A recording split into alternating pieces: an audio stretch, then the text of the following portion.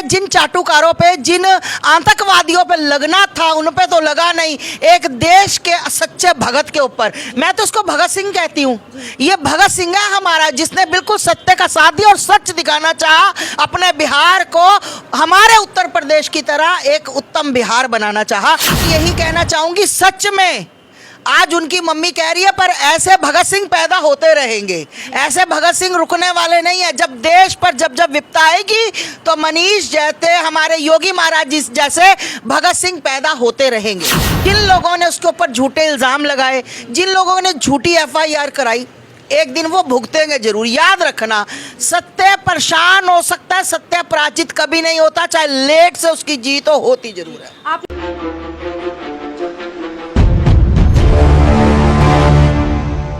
मनीष कश्यप का मामला इस वक्त सुप्रीम कोर्ट में है और आने वाला दिन यानी कि 28 अप्रैल सुप्रीम कोर्ट से बहुत ही बड़ा फैसला उम्मीद किया जा रहा है कि मनीष कश्यप के पक्ष में आ सकता है। और साथ ही आपको बता दें, उनके कई समर्थक रह चुके हैं जो उनके समर्थन में सामने आए हैं। लेकिन आज जिनसे हम बात करने जा रहे हैं वो है आस्था माँ। सबसे पहले आपका बहुत बहुत स्वागत है। हर हर महादेव, जय जय श्री राम। इनके बारे में आपको बता दें कि मनीष कश्यप का मामला जब से शुरू हुआ है तब से शुरुआती समय से ही आस्था माँ उनके समर्थन में लगी हुई है कि किसी भी तरह से बिहार के लाल और सन ऑफ बिहार को न्याय मिल सके। सबसे पहले जानना चाहेंगे कि कल 28 अप्रैल है, बताया जा रहा है बहुत बड़ा दिन है, कुछ अच्छा कुछ सुनने के लिए मिल सकता है, आपको क्या लगता है? बिल्कुल, देखिए भैया, मैं तो एक ही बात शुरू से बोलती आई हूँ कि सत्य परेशान हो सकता है, सत्य पराजित नहीं हो सकता।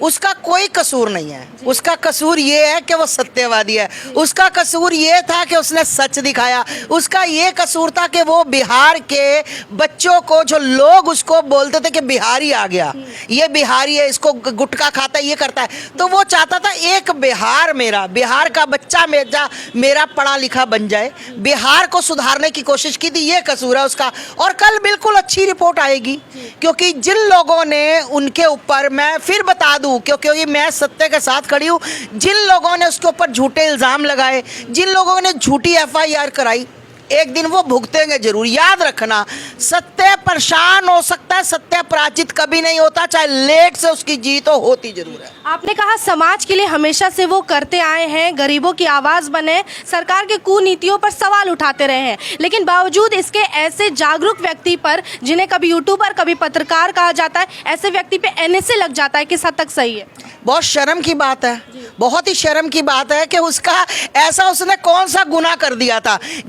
जिन चाटुकारों पे, जिन आतंकवादियों पे लगना था उन पे तो लगा नहीं, एक देश के सच्चे भगत के ऊपर। मैं तो उसको भगत सिंह कहती हूँ।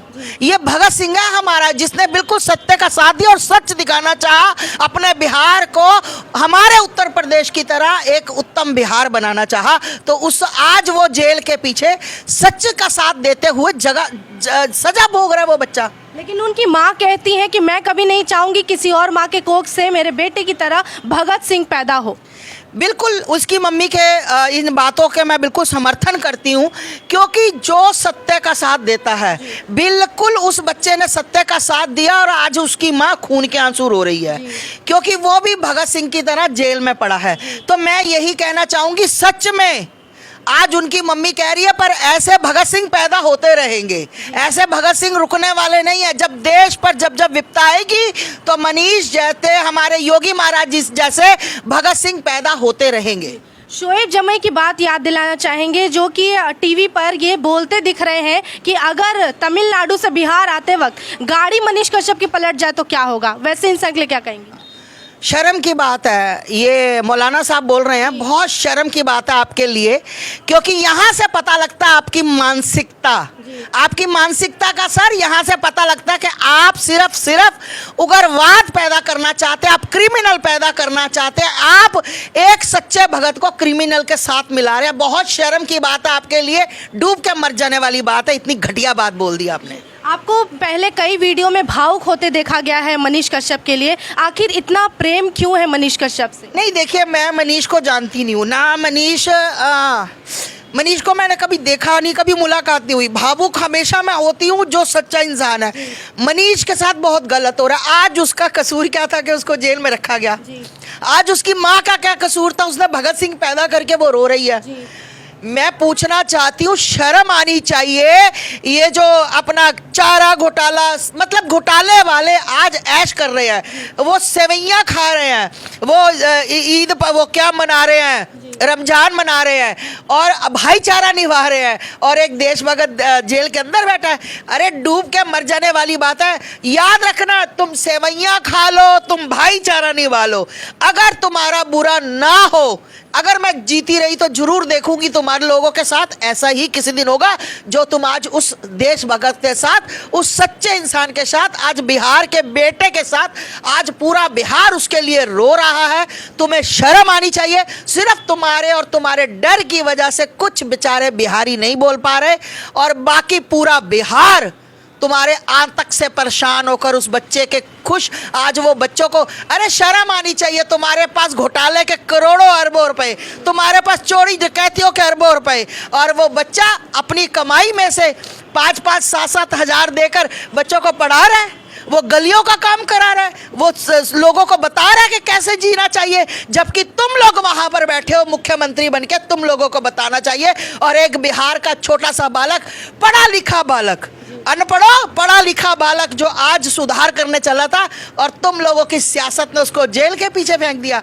कोई बात नहीं, कोई बात नहीं। जेल में ना जो सिर फिरे होते हैं, सिर फिरे, सिर्फ सिर फिरे इतिहास लिखते हैं, और वो इतिहास लिखेगा और बिल्कुल पन्नों पे लिखा जाएगा। जो व्यक्ति समाज से ऊपर परिवार को ना रखकर बल्कि परिवार को पीछे रखता है और समाज को ऊपर रखता है, वैसा इंसान जब आत्मसमर्पण करने जाता है तो चेहरे पे कपड़ा और हाथों में हथकड़ी रहती है, जैसे कि कोई आतंकवादी हो। ये कितना सही था?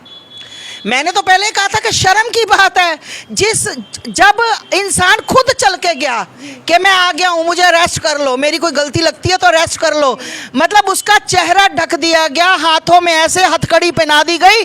पूरे देश का, पूरे भारत का एक अकेला क्रिमिनल हो, क्या कर दिया था? किसी बहन बेटी के साथ रेप कर दिया था, या किसी के बैंक में डाका मार दिया था, या किसी का घर लूट लिया था? अरे देश का सुधार करने निकला था, बिहार का सुधार करने निकला था कि मेरा बिहार का बच्चा पढ़ लिख के कुछ बन जाए, ताकि लोग, आज तुम इतने अच्छे होते, मैं कहना चाहती हूँ मुख्यमंत्री से, इतने अच्छे होते तो आज बिहार के लोग पंजाब में, दिल्ली में, हर जगह पर पिटते नहीं। लोग पीटते हैं बिहारियों को और इतना गंदा बोलते हैं बिहारियों को, तो फिर संभाल क्यों नहीं लिया?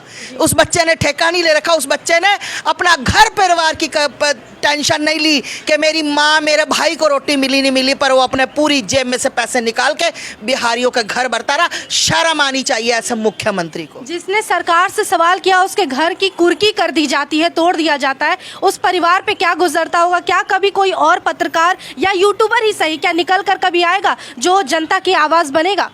हाँ बिल्कुल, हर बंदा डरता है। किसी से बात करो, वो कह रहे माता जी जिस दिन दूसरे दिन जब लोग निकल के आए थे, 4 पत्रकारों को उठा लिया गया था। 4 पत्रकारों को उसी टाइम उठा लिया था कि मनीष की आवाज़। इसका मतलब तुम सीधा उस बच्चे के साथ मतलब नाइंसाफ़ी कर रहे हो कि तुम सत्य की आवाज़ को तुमने उठाकर बंद कर दिया और 4 लोगों को उठा दिया और लोगों को धमकाया गया, डराया गया कि अगर तुम बोलोगे तो इसी तरह मनीष तरह तुम्हारा हाल होगा। ये तुम्हारे अंदर कहीं ना कहीं डर, ये डर तुम्हारे अंदर, सत्य का डर, क्योंकि तुम लोग घोटाले वाले हो तो तुम्हारे को तुम्हारा डर सता रहा है। शर्म आनी चाहिए ऐसे लोगों को। आस्था, मैं आखिरी सवाल करेंगी कि कल अगर उनके मनीष कश्यप के हक में आता है फैसला, उसके बाद कह रहे हैं उनके समर्थक बहुत भव्य स्वागत करेंगे, आप किस तरह का स्वागत चाहती हैं उनके लिए? बिल्कुल, मैं कहती हूँ मनीष का स्वागत एक देशभक्त की तरह स्वागत होना चाहिए।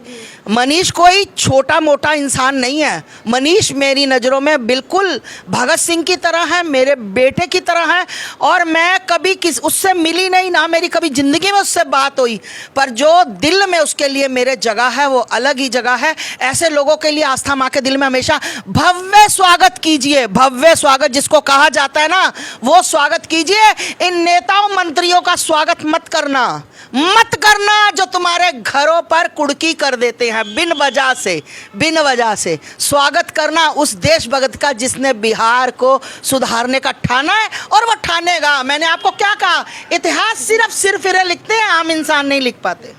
ये हमारे साथ आज बातचीत के लिए आस्था माँ मौजूद थी। ये बात करते करते अपने जवाब देते देते ये भावुक हो गई। इनकी आंखों से छलकता आंसू ये दिखा सकता है कि मनीष कश्यप को लेकर जो जनता में प्यार है, आस्था माँ के दिल में भी उतना ही प्यार है और वो भी चाहती है कि जल्द से जल्द सन ऑफ बिहार उनके तौर पे भी, उनके दिल से कहा गया बेटा भी जल्द से जल्द कल बाहर हो। और 28 अप्रैल है, कल बहुत बड़ा दिन है।